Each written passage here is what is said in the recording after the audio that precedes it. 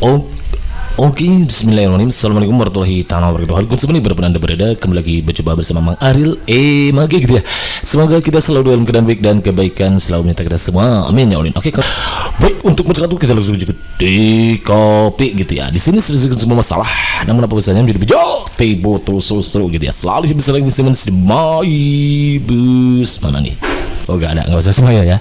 Soalnya kayak gini, kita baca bareng-bareng ya. Politik etis atau politik balas budi adalah suatu pemikiran yang menyatakan bahwa pemerintah kolonial memegang tanggung jawab moral bagi kesejahteraan bumi putra. Pemikiran ini merupakan kritik terhadap politik tanam paksa. Salah seorang penganjur politik etis ini adalah A bla bla bla bla bla bla A Van de Penter, B Van den Bos, C Hitoshi Imamura, D Patimura, E Ki Hajar Dewantara. Yang mana nih? Iya betul. Yang benar adalah Van de Venter. Jadi politik etis itu atau politik balas budi itu pertama kali dianjurkan oleh Van de Venter. Nah ini dia, nama lengkapnya adalah Mr. C.Th. Van de Venter V.D. Gitu kan ya namanya nih. Merupakan salah seorang penganjur politik etis. Jadi dia ada. Oke kawan-kawan, perlu kita ketahui sebagai bahasan tambahan untuk politik etis balas budi ini adalah nih kawan-kawan, biar nambah wawasan ya. Politik etis atau disebut politik balas budi adalah politik ancur-ancuran katanya ya, kolonial Hindia Belanda, sekarang Indonesia. Jadi dulu kan Indonesia itu dikenal dengan Hindia Belanda selama 4 dekade dari 1901 sampai 1942. Pada 17 September 1901, Ratu Belanda Wilhelmina mengumumkan bahwa Belanda menerima tanggung jawab politik etis demi kesejahteraan rakyat kolonial mereka. Pengumuman ini sangat kontras dengan doktrin resmi sebelumnya bahwa Indonesia adalah West katanya, wilayah yang menghasilkan keuntungan gitu. Jadi sebelumnya dikenal dengan wilayah yang menghasilkan keuntungan, jadi keuntungan bagi Belanda gitu. Ini juga menandai dimulainya kebijakan pembangunan modern, sedangkan kekuatan kolonial lainnya berbicara tentang misi peradaban yang terutama melibatkan penyebaran budaya mereka kepada orang-orang terjajah. Kebijakan tersebut menekankan pada perbaikan kondisi kehidupan material, namun kebijakan ini menderita karena kekurangan dana yang parah. Ekspektasi yang membengkak dan kurangnya penerimaan dan pembentukan kolonial Belanda dan sebagian besar lenyap oleh permulaan depresi besar pada tahun 1930 gitu kawan-kawan. Ini dia nih, bahwa politik etis ini suatu pemikiran yang menyatakan bahwa pemerintah kolonial memegang tanggung jawab moral bagi kesejahteraan bumi putra. Nih, pemikiran ini merupakan kritik terhadap politik tanam paksa, sudah ya. Oke, sudah tadi dinyatakan pemerintahan untuk lebih. Munculnya kaum etis yang dipelopori oleh Peter Brossow, wartawan koran The Locomotive, dan Van de Venter, politikus. Ternyata dia jadi seorang politikus ya. Ternyata membuka mata pemerintah kolonial untuk lebih memperhatikan nasib para bumi putra yang terbelakang.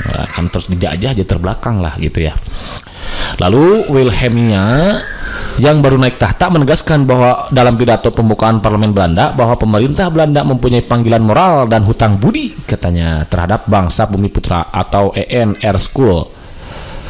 Ratu Wilhelmina menuangkan panggilan moral tersebut ke dalam kebijakan politik etis yang terangkum dalam program Trias Van de Venter yang meliputi jadi nanti kalau yang ditanyakan Trias Van de Venter itu apa saja? 1. Irigasi atau pengairan, yaitu membangun dan memperbaiki pengairan dan bendungan untuk keperluan pertanian. 2. Imigrasi, yakni mengajak penduduk untuk bertransmigrasi. Yang 3. Edukasi, yakni memperluas dalam bidang pengajaran dan pendidikan. Jadi ada Trias Van de Venter, apa saja? Irigasi, imigrasi, dan edukasi. Banyak pihak menghubungkan kebijakan baru politik Belanda ini dengan pemikiran dan tulisan-tulisan Van de Venter yang diterbitkan beberapa waktu sebelumnya, sehingga Van de Venter kemudian dikenal sebagai pencetus politik etis ini. Jadi dikenal gitu ya. Kebijakan pertama dan kedua disalahgunakan oleh pemerintah ke Belanda dengan membangun irigasi untuk perkebunan Belanda, dan emigrasi dilakukan dengan memindahkan penduduk ke daerah perkebunan Belanda untuk dijadikan pekerja rodi. Nah, ini awal mula munculnya rodi itu. Hanya pendidikan yang berarti bagi bangsa Indonesia. Pengaruh politik etis dalam bidang pengajaran dan pendidikan sangat berperan dalam pengembangan dan perluasan dunia pendidikan dan pengajaran di Hindia Belanda, yaitu Indonesia. Salah seorang dari kelompok etis yang sangat berjasa dalam bidang ini adalah, kalau dalam bidang pendidikan yang berjasanya itu adalah Mr. J.H. Abendanon 1952 sampai 1952. seorang Menteri Kebudayaan, Agama dan Kerajinan selama 5 tahun 1900 sampai 1905. Sejak tahun 1900 ini berdirilah sekolah-sekolah baik kaum priai maupun rakyat biasa yang hampir merata di daerah. Jadi J.H. Abendanon itu Menteri Kebudayaan dia dulunya. Sementara itu dalam masyarakat telah terjadi semacam pertukaran mental antara orang-orang Belanda dan orang-orang Bumiputra. Kalangan pendukung politik etis merasa prihatin terhadap Bumiputra yang mendapatkan diskriminasi sosial budaya. Untuk mencapai tujuan tersebut, mereka berusaha menyadarkan kaum Bumiputra agar melepaskan diri dari belenggu feodal dan mengembangkan diri menurut model Barat yang mencakup proses emansipasi dan menuntut pendidikan ke arah swadaya, katanya. Pada tahun 1899, pengacara liberal Belanda Konrad Theodor van de Venter menerbitkan sebuah esai di jurnal Belanda De Gids yang menyatakan bahwa pemerintah kolonial memiliki tanggung jawab moral untuk memberikan kekayaan yang telah diterima Belanda dari Hindia Timur kepada penduduk pribumi. Jurnalis Peter Brossoop ini menulis tentang kewajiban moral Belanda untuk memberi lebih banyak kepada rakyat Hindia Belanda.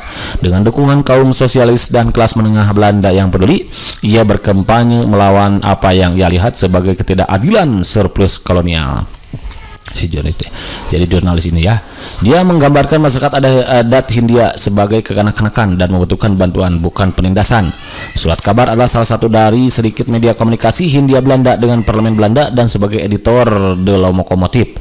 Surat Kabar berbahasa Belanda terbesar di Hindia. Ya, jadi Lokomotif itu surat kabar ya, surat kabar berbahasa Belanda. Ia menerbitkan tulisan Snoek Hougrond tentang pemahaman orang Indonesia. Brossoop mengirim reporter ke seluruh Nusantara untuk melaporkan perkembangan lokal.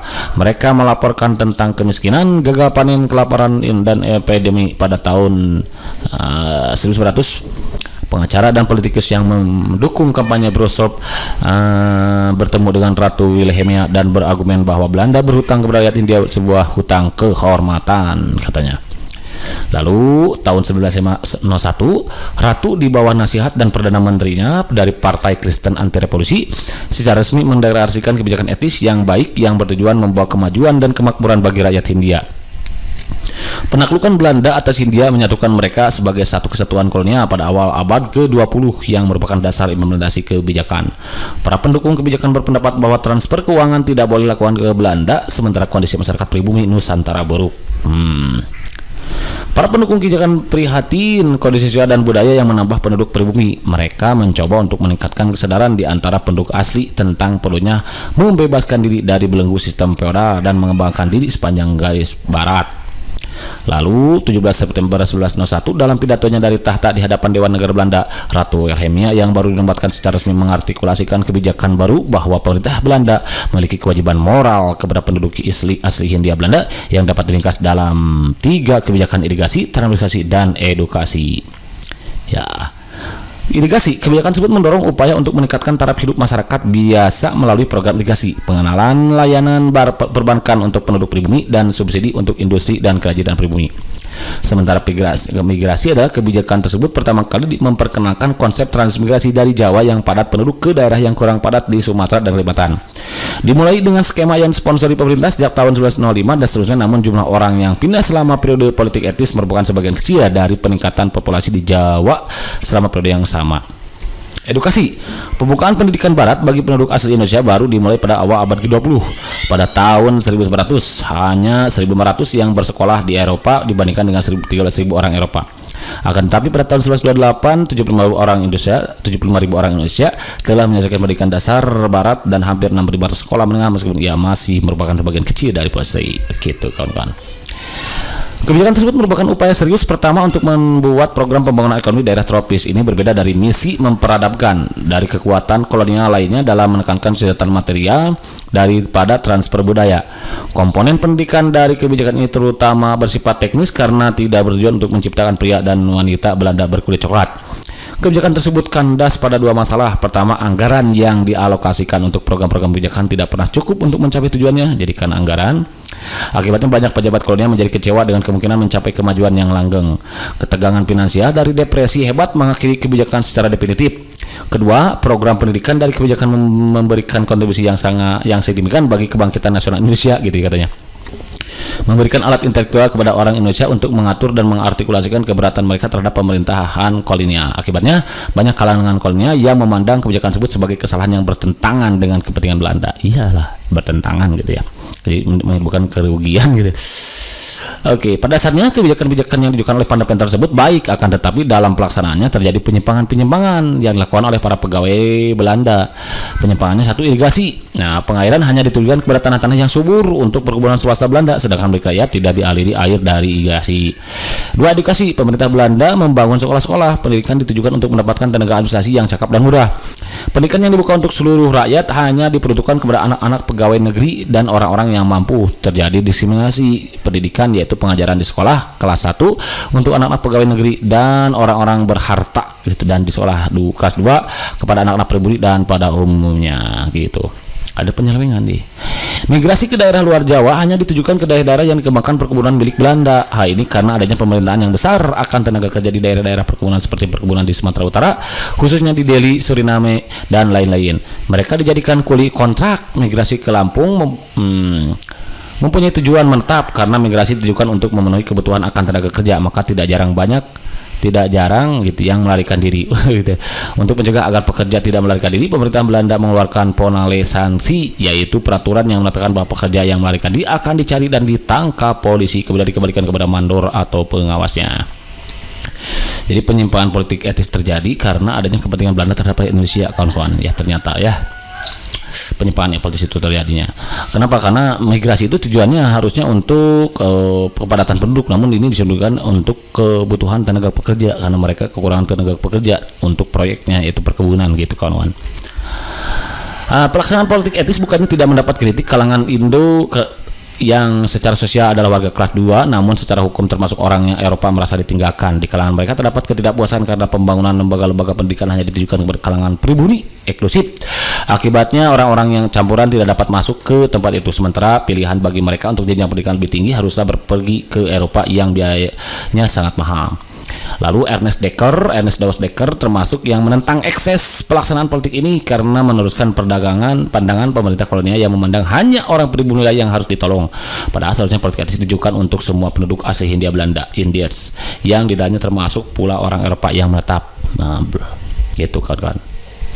Nah, itu kan tentang sejarah politik etis atau politik balas budi ya. Jadi yang mencetuskannya itu ada atau yang menganjurkan adalah Van Deventer ya, yang dikenal dengan Trias Van Deventer ya, irigasi, migrasi, dan edukasi. Lalu berdasarkan FR juga nih, jadi pertanyaannya siapa yang terus mendesak kepada Belanda untuk membuat politik balas jasa? Nah, tadi udah ya. Lalu perdebatan apa yang sangat dikenal pada sidang-sidang BPKI? Kalau sidang BPKI, perdebatan yang dikenal itu adalah tentang perumusan dasar negara. Jadi nanti pilih yang dasar negara. Begitu kan? Asik. Hidup, izin mantap.